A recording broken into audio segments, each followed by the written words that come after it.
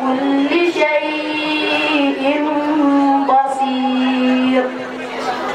أمن هذا الذي هو جند لكم ينصركم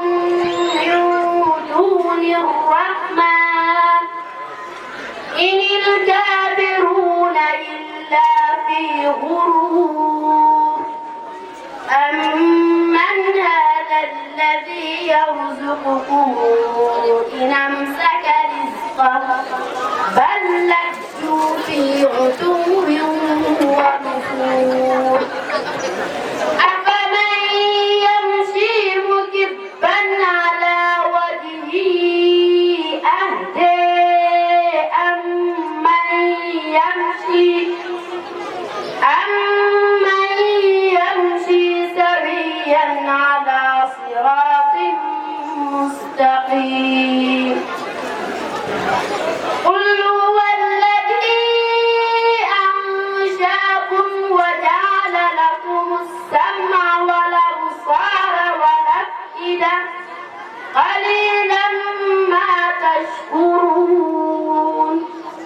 قل هو الذي ذرأكم في الأرض وإليه تحشرون ويقولون متى هذا الوعد إن كنتم صادقين قل إنما العلم عند الله وإنما أنا نذير مبين فلما رأوه زلفة سيئت وجوه الذين كفروا فلما رأوه زلفة سيئت فلما رأوه زلفة سيئت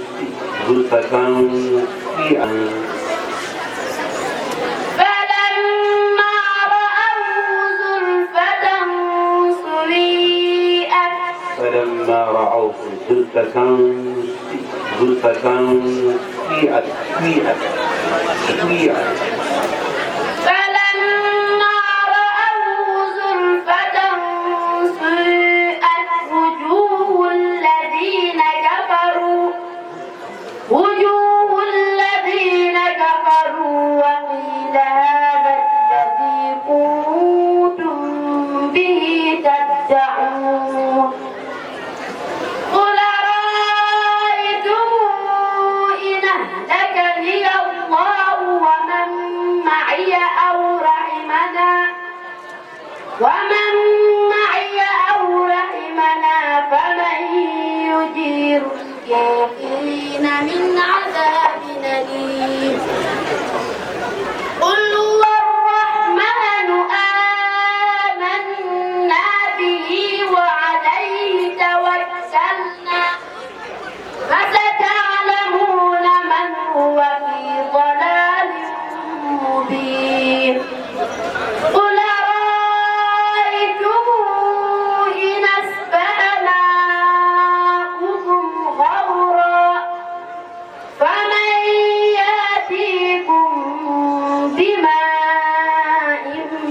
معين بسم الله الرحمن الرحيم نون والقلم وما يسطرون ما أنت بنعمة ربك بمجنون صدق الله العظيم من الشيطان الرجيم بسم الله الرحمن الرحيم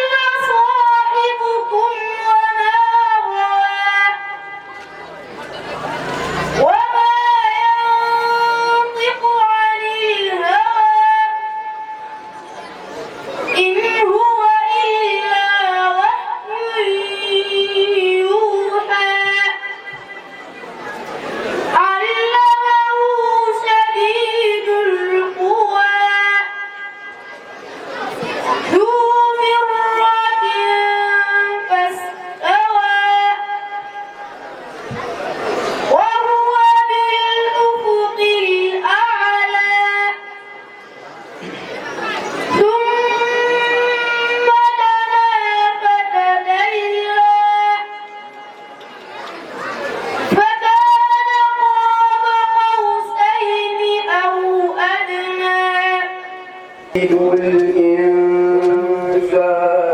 ليفجر أمامه يسأل أيان يوم القيامة أراد الله بهذا مثلا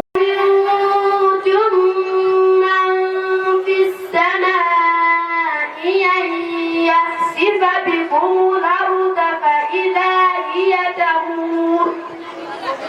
أم أمنتم من في السماء أن يرسل عليكم حاصبا فستعلمون كيف نذير ولقد كذب الذين من قبلهم فكيف كان نكير أولم يروا إلى الطير فوقهم صافات ويقبضن ما يمسكهن إلا الرحمن إنه بكل شيء بصير أمن هذا الذي هو جند لكم ينصركم من دون الرحمن إن الكافرون إلا في غرور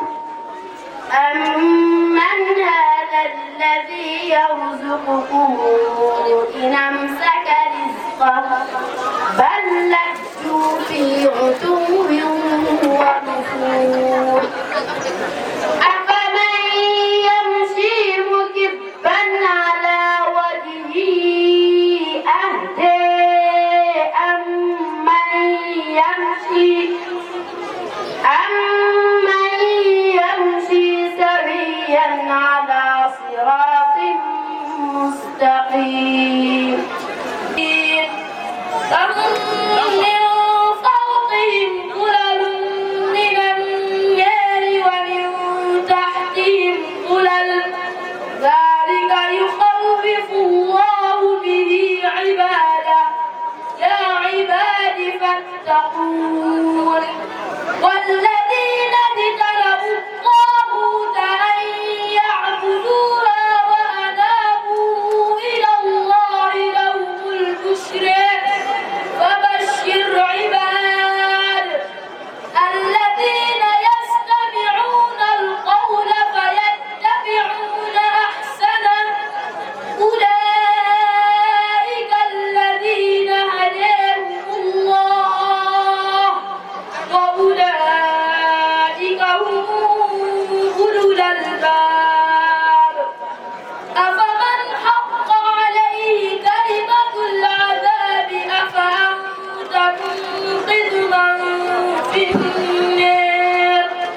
لكن الذين اتقوا ربهم لهم غرف من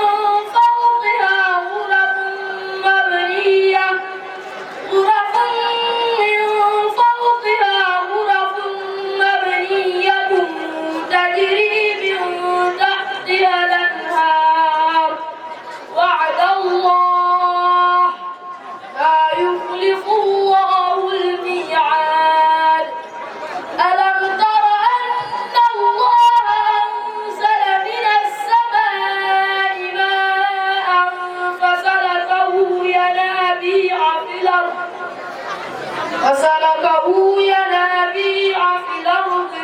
ثم يخرج به زرعا مختلفا ألوانه ثم يهيج فتراه مصفرا ثم يجعله حطاما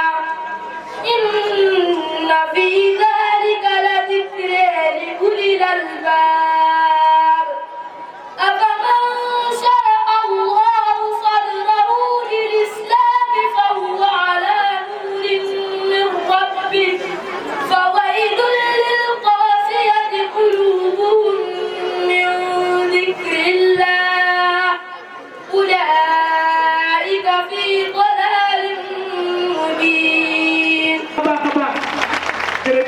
bismillah. Asalaamaaleykum mbooloo mi leen di nuyu kenn ku ne turam ak santam di leen siyaare di leen baalu ak ci weeru koor mag bi ñu jóge di leen ne bisimila leen ci biir quartier bi bisimila leen ci biir sanc bi wax dëgg yàlla ne leen bisimila leen ci biir quartier bi ne leen bisimila leen ci biir sanc bi vraiment kontaan nañu trop tey nag sama xol dafa sedd parce que tey aw ma lu ma wax ndax bu Ibrahima Dieng toogee sama wet muy président ASC Deggo di suñu mag di suñu lépp toog sama wet tey man aw ma lan lu may wax tey lépp lu ma war a wax ndax tey lii li ko waral moom moo ko waral moom moo fexe tey commencé woon lii ba lii tey egsi fii tey kon ñun lu ñuy def lu dul remercier ko sant di ko gërëm parce que ci ay tànkam rek la ñu jaar defuñu lenn li nga xam ne ne jaaruñ ci ay tànkam parce que tey bu ñu nekkee président ASC Deggo moo ñu tettee ba ñu egg si fii tey ñu egg vraiment ñu koy remercier tey aw ma lu may wax moom rek laay jox kàddu mu wax ci turu ASC Deggo mu wax ci turu sañ bi. asalaamaaleykum waa Ross Béthio asalaamaaleykum monsieur le maire de la commune de Ross Béthio. Assalamualaikum madame la sous-préfète représentée par Maire Seynabou Diène ici présente. Assalamualaikum monsieur le parrain Aladji Fally Seck. Assalamualaikum imam yi. Assalamualaikum chef de quartier moom laa waroon jiital parce que moom mooy suñu chef de quartier. Assalamualaikum invité yëpp ak ñi fi teew. Seydou Gari mooy imam yi donc si turu président ASC Deggo dafa baax rek Abdourahmane Diarra ASC Deggo mi ngi leen di wax jërëjëf si teewaay bi parce que ku si nekk si yéen amoon nga yitte donc ko bàyyi dagg ko ñëw si woote bi mu woote tey jii muy woote bu neex woote boo xam ne alxuraan kese la si wax kooku defuñu dul sant yàlla liñ fi tari tay jii xale yi tari ko fi dañu bëgg ñun ñëpp mu wasaaroo ñëpp am ci xéwal yi li ma waroon njëkkee balaa may commencé parce que daaw la doon première édition bi am na koo xam ne nekkoon na si jotaay bi ak ñun defoon fi teraanga yu mag a mag a mag a mag a mag a mag ndax bi affaire bi pare woon yóbbuwoon na fi Maroc yóbbuwoon na fi Maroc sëriñu daara yi ak ci jëloon kubba te bi mu koy def si saa si dañ ko invité woon invité simple la woon bi mu jëwee rek dafa jël engagement yóbbu leen te yaakaar naa yóbbu na leen mooy feu Amadou Bekay Diop yàlla na ko yàlla xare aljanna liñ fi tari yëpp yàlla na ko fekk fu mu tëdd amiin pour continuer Deggo dafa nekk ASC boo xamante ne ni ndaw yu am jom ñoo ko yore ndaw yu déggoo ñoo ko yore mu jëwuñu puso bi mu réer boo gisee si t-shirt yi nekk fii am na ko naan Momar Ndiaye photo mi ngi si président ASC Deggo la woon xale yi fàttewul mu doon mag ju baax mag ju yëwoon mag ju xam yëwanoon si poosam lépp lu Deggo doon def ndeysaan dafa daan jël poosam def ko si kon moom it ni boole ko si ñaanal ko yàlla xare ko aljanna Momar Ndiaye di ñu quitté yàggul Deggo lu ma doon wax léegi dafa organiser lii si seen xalaat bu rafet parce que football kese la daan def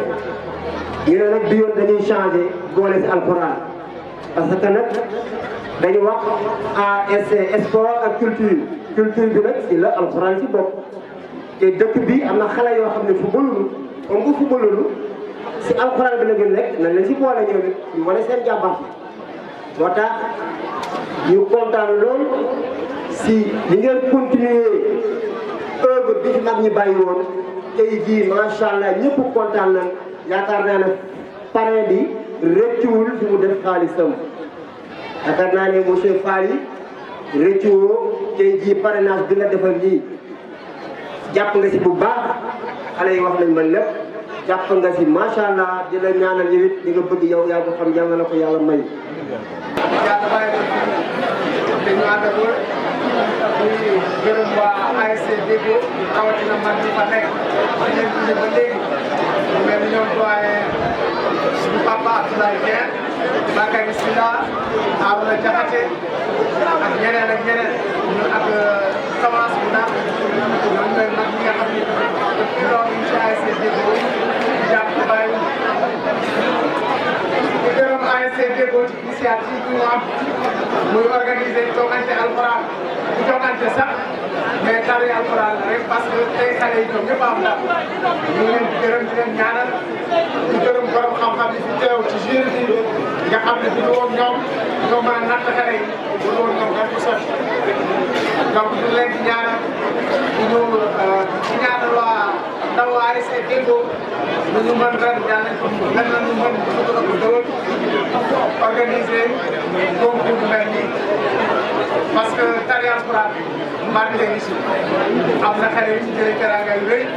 loolu soo war na initier récital de Coran ba nga xam ne waa dëkk yëpp ciy jàpp seen candidat mën a yëg ba ca kaw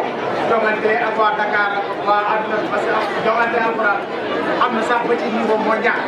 te ñu ngi ñaan yàlla suñu xale yi yàlla yóbbu leen ci niveau mondial parce que am nañu di sant ñëpp di gërëm ñëpp pour jàpp.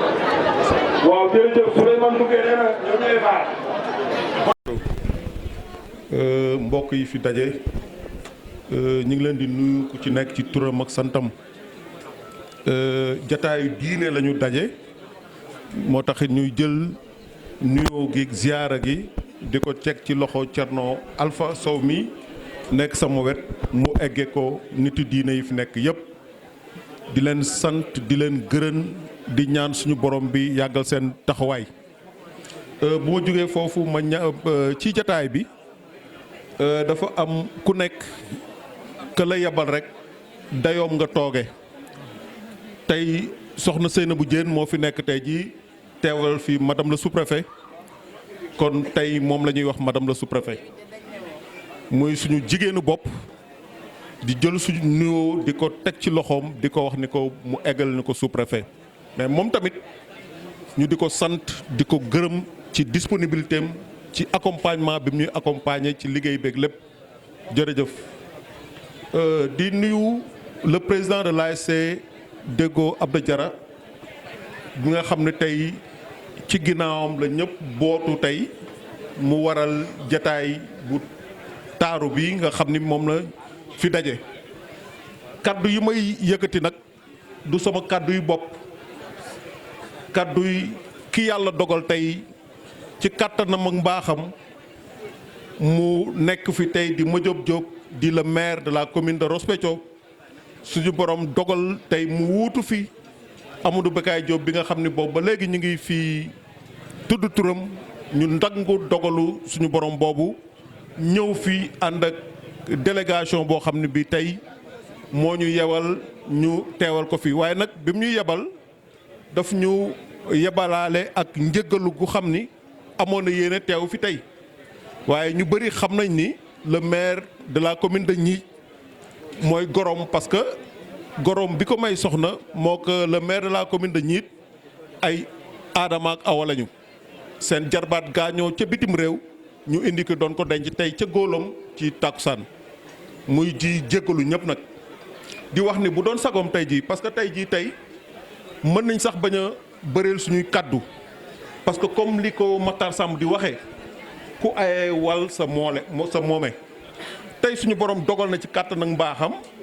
suñu frère Faly Seck tey moo fi nekk di parrain wu journée bi ñu am ci mbégte nag parce que comme niñ ko waxee ki ñuy jinj fii boobu ba léegi di ko ñaanal muy Amadou Bekay Diop dama nekkoon parmi ses proches collaborateurs moo waraloon suñu xamee man ak moom ma gisoon ci ñoom àndu nawloo àndu bëggante boo xam ne bii àndu jàppalante àndu frère kon mënuma ñëw fii te du ma seedeel loolu mbooloo mi parce que xam naa lu bëri seen diggante parce que Bekay suñu borom defoon na ma nekk collaborateur am mais nag ku baax ku mu am ku ne wala ku mu am ku ne wane na ma ak moom boole na ma ak moom merci beaucoup vraiment parce que taxawu nga ko ba mu génn àdduna ba fi mu toll nii yaa ngi continuer di ko ñaanal ak di ko kii ci jotaay bi may ñëw ma ànd ak une délégation wax dëgg yàlla tey am na nu mu doon demee tey le deuxième adjoint au maire mi ngi fii sax parce que fii la ma fekk waaye nag du tere dafa am gëdd ak cër bu toll ni même bu dul deuxième adjoint au maire sama kilifa la loolu yàllaa ko dogal ñuy doxal loolu suñu diggante muy respect bu am suñu diggante ñu fekk fi suñuy nawlay élu conseil municipaux yoo xam ne ñu ngi fii moo xam ci délégation bi la ñu ànd ñëw moo xam dañ leen fekk si fii waaye ku ci nekk fa nga toll sa wàccuwaay ñu ngi lay ziara di la jox la loxo di la masow di bég ci sa teewaay ma waroon a njëkkee nag tey bunt bi mooy le coordonnateur du quartier de Santhiaba Cheikh Diop représente fii monsieur Modou Lo le délégué du quartier nga xam ne tey ñëpp xam nañ ni yaramam dafa xaw a sutante ñuy ñaan Thierno ñu sànni ko ay ñaan yàlla oyofal yaramam boobu delloo ko saxam waaw ba mu Modou Lo suñu muy délégué quartier bi. à travers moom nag ñu jël loxo boobu di nuyoo boobu teg ko ci loxol Cheikh Diop mu eggale ko coordonnateur ak délégué de quartier yi nga xam ne ñoo nekk ci commune bi yëpp. di wax ni tey jii li nga xam ni moo ñu dajale fii man dañ ma fi yebal naam ci turu maire. ma ñëw indi kàddoom mais damay un pur produit de l'ASC Deggo dëkk ci quartier bi kon bu fekkee ni monsieur Faly Seck bii tey dafa ñëw rot si fi teral ASC Deggo ñun doomu Deggo yëpp la teral te waaw góor jaaraama kenn mënu koo weesu te li nga xam ne puis c'est pas donné à tout le monde ñu parrainé lu toll ni journée alxuraan te ay julli lañu amul lu gën a kawe alxuraan. kon loolu yàlla na sa njiglaay yàlla na jig yàlla na jig ñi nga àndal ñuy wax ni on est des frères yàlla boo ñu boole ñu bokk dëkk ci gox bi bokk nekk ci localité bi ngeen nekk ci ay station yoo xam ne bii tey ñun ñëpp fierté la pour ñun parce que da ngeen fa nekk di représenter le Waalo dignement merci beaucoup di wax ni tey à travers suñu journée bi tamit mënuñoo rot si ci jotaay bi gis ku mel ni suñuy doyen ku mel ni Bakary Sylla ku mel ni sama papa Abdou Dieng à travers moom ñu jël nuyoo boobu tamit teg ko ci loxo mu eggale ko ci ñëpp Abdou Diop Thomas ak ñëpp boo xoolee hommage yi nga xam ne t-shirt yi nga xam ne bii xale yi ñu ngi ko sol xam ni am na ñoo xam ne fii comme ni ko Ibrahima waxee woon ku mel ni Momar Ndiaye mënuñu ko fàtte parce que def na lu ne ci ASC bi Bekaay Diop comme niñ ko waxee mbas bi moo fi jaaroon daaw mais daaw jóg bi ñu koy organiser fii la ñëwoon wax dëgg yàlla ci loo xam ne bii kenn ñaan ko mu jël ay engagement te la mu defoon man seede laa ci parce que ña ñu àndaloon dem fee ci laa bokkoon di ñaan Thierno ngeen gën a yeesal seen ñaan ci moom suñu borom bi xare ko gën ngaa kaw àjjana firdaws bismillahi rahmaani rahim maa ngi nuyu mbooloo mi fi toog yëpp di leen nuyu bu gën a tedd ci seen tur ak seen sant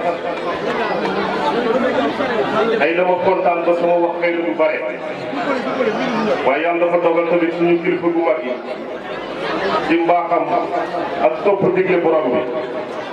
muy sama sëriñ Thierno Alpha yàlla dafa dogal dafa woor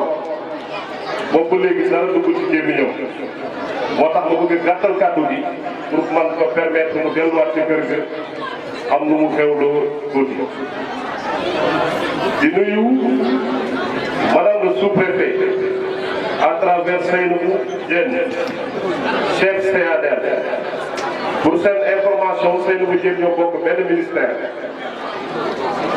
bi dafa démembré wu am na niveau régional am na niveau départemental waaye dafa am niveau local Seynabou Diène moom moo ñu koy doxalal fii maa ngi lay transmettre les félicitations et remerciements de monsieur le ministre Omar Gueye ci liggéey bu rafet bi nga xam ne yaa ngi koy def pour le développement des collectivités territoriales. di nuyu di delluwaat di nuyu Thierno Alpha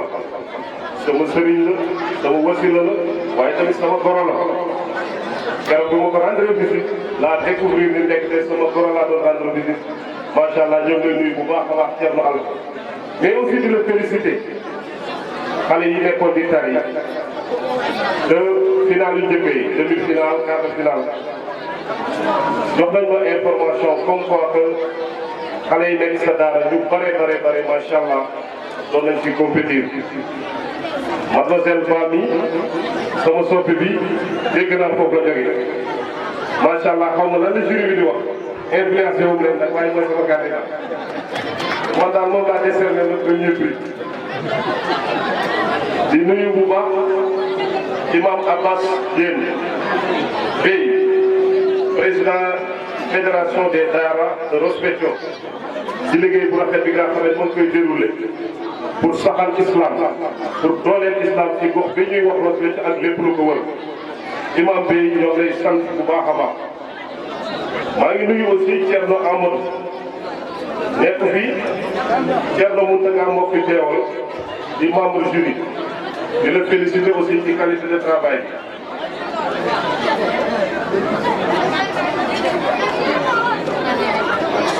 maa ngi nuyu aussi monsieur Cheikh Diop di représenté chef de quartier de Santhiaba 1 di nuyu monsieur Abdourahmane Diané Diarra président AICDEGO Abdourahmane Diarra dama bëgg ngeen tàcc ko bu baax a baax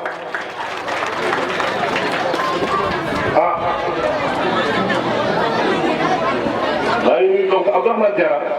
di ko félicité ci qualité liggéey bi maa ngi koy wax léegi ni que seen qualité diplômé rek dama amoon envie tari alxuraan ba bokk ci ñi ñuy jox ndax diplôme yi rafet na rafet bu nga xamante ni bu respecté doomu aadama respecté alxuraan respecté xam-xam damay dégg ñu naan ni talabul ilmi faridatun ala kulli muslimin wa muslimatin. dëgg la de kon nag sàkku xam-xam farata la ci jullit bu góor ak jullit bu jigéen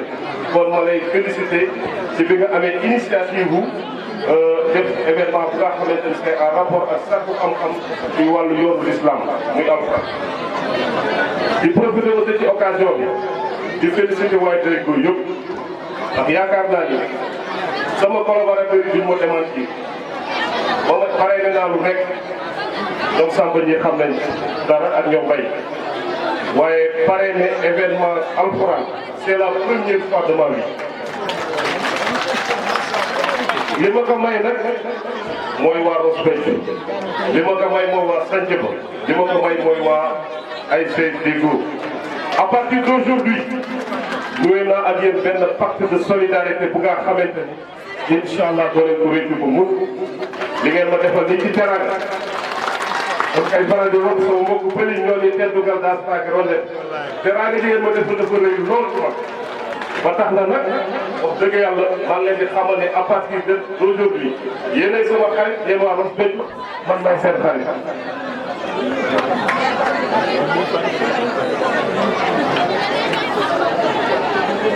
maa ngi nuyu aussi jigéen bi nga xamante ne dañu ko ràññee trop ci mbaax ràññee ko ci groupement féminin yi waaye di yëngatu ci développement vraiment liggéeyam ñu rafetlu ko lool ba Dakar gi ma nekk sax dañoo rafetlu liggéeyam muy Adja Duma Faye Adja Duma Faye tàcc leen ko bu baax a baax a baax donc jigéen la bu nga xamante ni amal na solo askan bi lool ñoom lay félicité di la gërëm ci li nga xam ne yaa ngi koy def mu jëm ci jigéen ñi. di nuyu aussi monsieur Taïrou Sarr président de la zone 5 waaw mooy président de la zone 5 ñu koy félicité ci liggéey bi nga xamante ni liggéey bu mucc ayib la mu koy déroulé foofu. di nuyu ku nga xamante ni tamit bu am solo la ci askanu département de Dagana rawatina xale yi ñu koy wax Pape Makhtar Diop nekk ci commune bu Dagana waaye diriger lépp luy jeunesse ci département de Dagana ci ñaari fànn benn ci politique la muy côté mais beneen bi aussi c'est le conseil départemental de la jeunesse Pape Makhtar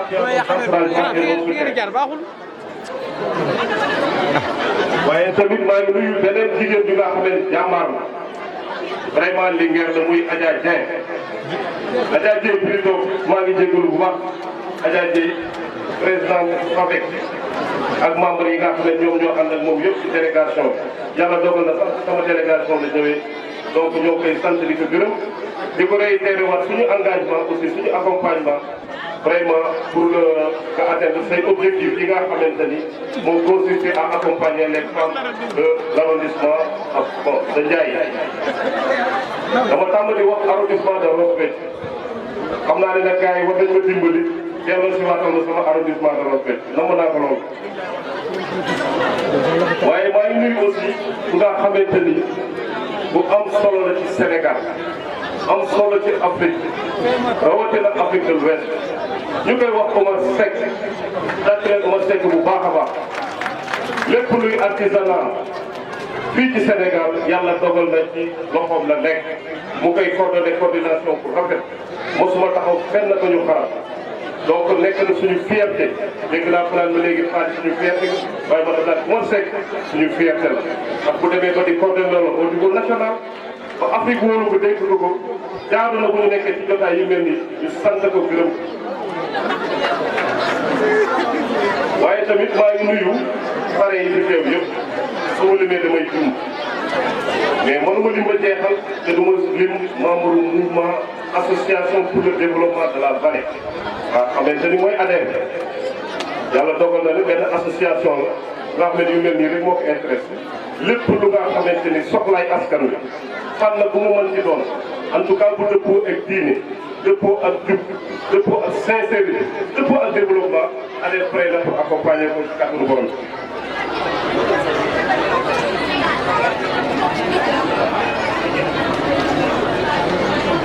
dafa am ku nga xamante ni fa laa waroon tàmbali mais maa def exprès mu jël ndax Jaw la sant muy Arouna Jaw ndax su leen Arouna Jaw bu baax a baax a baax yàlla dafa dogal sama xarit ba sama mbokk ma Amadou Bekkaay Diop moo ñu xamale woon waaye bi ma booleeg moom ak léegi mosuma am dara lu ma naqari ci moom su ma ko amoon du ma ko wax waaye je vous dis que ni voilà un conseiller municipal exemplaire. Pourquoi ma wax ko yàlla dafa dogal man ministère des collectivités locales laa nekk des fois nga dégg yéen a jafe-jafe yu jëm ci wàllu suuf waaye moom yëg naa ni ci côté boobu la fayte mais zéro faute. tàccu leen ko bu baax il mérite d'être félicité il mérite d'être encouragé il mérite même de bénéficier d'un diplôme sur ce sujet. Arouna Diaw la sant mais xam naa ne santu xale la bu màggee di tudd Arouna Seck. maa ngi nuyu monsieur le maire yàlla dafa dogal sama dérive la sama nijaay la dafa am dëj suñu papa Adama Sarr moom moo am dëj moom moo tax xëy na teewul jotaay bi mu yabal suñu frère Arouna Diaw. ñoo koy jaale ki nga xamante ni moo wàññeeku di ko jaale toute la population de Ross Béthio réeroowuñ ci dara ndax Ross Béthio bii dama ciy profité di def appel dañu def la main dans la main bañ a jiital suñu intérêt personnel di jiital intérêt collectivité bi nga xamante ni dañ ñoo yaakaar jiital ñu ci lu bare ànd liggéey pour le développement de Ross Béthio ndax Ross Béthio dafa nekk genre métropole Moundoo mu ngi ci gannaaw Jawara ci gannaaw Kasaga ci gannaaw beneen ak beneen dëkk Naajal mu ngi ci gannaaw donc pour citer sama mbokk pël yi ñoom ci Bakar ak ñoom Sëriñ Modou Diallo ba tax na dafa nekk gox bu nga xamante ni dafa mériter beaucoup de réflexion mais aussi un travail d'ensemble travail de cohésion ensemble yaakaar naa ñi fi jot a nekk maire ñëpp ma ci profité ci occasion bi nuyu donc Papa Babacar Diop ak l'ensemble des leaders yu nekk ci gox bi ñu ànd liggéey en parfaite cohésion dans une relation très sincère vraiment pour le développement de Ross Béthio. maa ngi nuyu sama papa Samba War mënuma ko ñàkk nuyu ndax délégation bi ma nekk nii moom moo jiite lépp di nuyu Pape Dieye Cheikh Wade sama papa Makassar dégg naa mu ngi fi su ma limee damay jiw maa ngi ñaan ñi ci des ñëpp ñu jéggal waaye danaa féliciter aussi média wu Ross Béthio wàllu digital Sendou FM Sondu laaj naa ba expliqué nañ ma fan la tur bi jógee mais c'est très original nit noonu lay def da ngay am créativité vraiment maa ngi leen di remercier di leen féliciter seen qualité de travail aujourd'hui prouvé ngeen ko seen travail dem na partout dans le monde waaye danaa féliciter aussi remercier ak baalu ak les membres du jury bi seen liggéey dafa compliqué moo tax war nañ leen sant war nañ leen gërëm war nañ leen ñaanal di remercier aussi di sant toute la sécurité ñi nga xamante ne bu ñu toogee fii tranquillement ci seen man-man moom moo war a loolu en tout cas su ma limee damay jiw waaye maa ngi leen di jox rendez-vous dans les prochains jours te di leen ñaan yàlla waa déggoo xam naa ne jafe na lool waaye parrain bi est-ce que doo leen ma ko tudde définitivement durant toute ma vie ndax man xam naa ni parrain ne alxuraan moom amul perte gagnant gagnant jotaay bi sànq dama toog sàmm ndeysaan daf ma yërëm bi ma da nga am réunion 8 heures ma ne ko buñ fi doon toog ba 4 heures du matin moo ma gën a réunion 8 heures te xam naa ne sama ministre Oumar Gueye nu mu bëggee alxuraan nu mu foogee diine su ma tardé ndax alxuraan du ma wax dara incha allah ci kàddu yàlla doon tàggoo génn maa ngi leen di sant leen gërëm. mbooloo mi maa ngi jiital ci nuyoo bi suñu wasila Thierno Alpha Sow di ci teg sama directeur monsieur Faly Seck comme ni mu ko waxee sama directeur la ndax man direction de la gouvernance locale et de l'aménagement du territoire laa bokk moom mooy jur daay donc maa ngi lay nuyu di la transmettre mes remerciements et mes salutations ministère des collectivités locales de la gouvernance et du développement territorial di ci teg monsieur le représentant du maire de la commune de Ross Béthio monsieur Arona Diaw di ci teg le représentant du délégué de quartier monsieur Koutaay Diop di ci teg képp koo xamante ne bés bi moo la ñor bés bi moo la fi indi tey man nag maa ngi wax ci turu madame le sous-préfet madame Sène Oumou Diamanka dafa am empêchement looloo tax mu yebal ma ñëw teew si fi ak korité mu yemool adjoint bi tamit nekku fi woon looloo tax ma teewal leen fii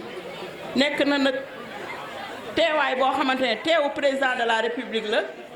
teewaayu l'ensemble des membres du gouvernement la teewaayu gouverneur la teewaayu préfet du département de Dagana ndax préfet boobu tam kilifa la ci man ndax bu dul chef CADL bii ma nekk fii ci Ndiaye dama nekk tamit le chef du service départemental de l'appui au développement local au niveau de Dagana nekkaat aussi chef du CADL de Mbane donc préfet Dagana kilifa la ci man teewal naa ko ci bés bi ak sama sous-préfet bi nga xamante ne moo fi yebal bés bi nag ñor na leen ñor go nga xamante ne ndax li nga xamante ne mooy récital du Coran bi maanaam ci wàllu éducation la te éducation dafa nekk la nga xamante ne transfert compétence transférée la au niveau des collectivités territoriales donc ñoom seen taxawaay mooy lépp li nga xamante ne mooy luy yëngu-yëngu ci askan wi ak ci gox bi dañ ci dugal seen loxo dugal ci seen xalaat dugal ci seen lépp ba nga xamante ne dina ñoŋ ba nga xamante ne président de la république li nga xamante ne mooy plan Sénégal émergent wax dëgg yàlla ñu mën a atteindre objectif yi nga xamante ne moom la ci visé à travers aussi les daara maanaam damay jiital sax ci association sportive yi parce que tey jii ASC Deggo mën naa ne tey jii war na mën a nekk référence pour l'ensemble des ASC yi nekk ci zone bi parce que ASC liggéeyam activité am du rek activité sportive culture ngi ci éducation ngi ci développement ngi ci lépp ngi ci biir donc li ñuy ñaan mooy ASC yi fi nekk yépp nañu góorgóorlu ba nga xamante ne lii di waa ASC Deggo di def ñoom ñëpp ñu góorgóorlu ba def lu mel ni ñoom bu ko defee xëy na suñu diine wax dëgg yàlla dina ñoŋ parce que ku amul éducation religieuse yaakaar naa ne du ma ne rek da ngay doon de waaye nag dina am loo xamante ne lu bari ci sa àddina dina. asalaamaaleykum wa rahmatullahi taala wa barakaatu. ñu ngi nuyu ñëpp di ziyaare ñëpp di kontaan bu baax ci ñi fi jël kàddu di masawu bu baax coono Thierno ndax dafa nekk ci koor te bi mu dogee ba léegi wax dëgg yàlla ndox rek la naan ak ñi nga xamante ñoo jury ñoom ñëpp dañu wooroon kon ñu ngi leen di masawu coono bu baax a baax waaye lépp incha allah ci diine gi la rek ndax sotti ci ak dem ci kontaan nañ bu baax tamit ci kàddu yi nga xamante ne monsieur Faly Seck jël na ko fi macha allah yàlla na la yàlla taxaw yàlla na la yàlla taxaw yàlla na la yàlla taxaw kontaan nañ bu baax a baax te xam naa ne Thierno kontaan na képp koo xamante ne tey toog nga fi même jury yi kontaan nañ ci ni nga xamante ne jox nga ko premier beeg deuxième beeg troisième beeg quatrième ba cinquième bi macha allah yàlla na la yàlla fay. kon ñu jublu ci joxe résultat yi nag dafa nekkoon lu xaw a difficile bu ngeen seetloo quart de finale demi finale ba finale dafa serré woon. finale parce que dafa serré à l'issue des résultats nag gis nañ ne ki nga xamante ne moom la ñuy wooye Muntaqa Ahmad Sow moom mooy jël premier. macha allah. waaw taxawal na bu ñu joxe résultat yi pare. léegi premier bi monsieur Faly Seck. déedéet indil coupe bi. ay affaire football la quoi. ah coupe yi jarul ñoo ko. ñu ko yokk coupe bi. ah da nga jox. non da nga coupe bi. monsieur Faly Seck. coupe bi rafet na. ah bu ko jox coupe bi. monsieur Souleymane Doumbia. enveloppe bi joxaale ko. mais nag nangu wu ñu wax li fi nekk parce que dafa juum. voilà Aliou Wade. waaw na ñëw dugal. voilà c'est bon. ok c'est bon. troisième. Adja Seyna bu ñëwal nii président. dafa am benn baat bu am solo bu mu xaw a yàq. cinquième bi muy tudd Baye Cheikh Baye Ka. bi jox la chèque bi. lu.